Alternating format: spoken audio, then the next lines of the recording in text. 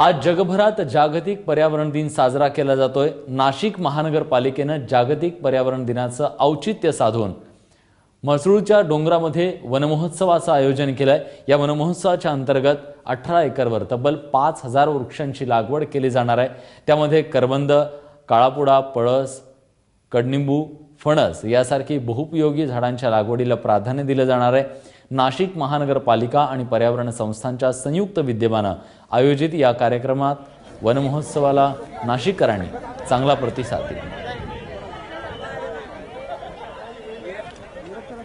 पर्यावरणपूरक झाडं ही वड, पिंपळ, नीम, पळस, वरुण, विलायती, चिंच, काटेसावर, कांडोळ असल्या प्रकारची झाडं जी जंगलामध्ये हवीत ती आपण इथे प्रत्येक खड्ड्यावर ठेवली।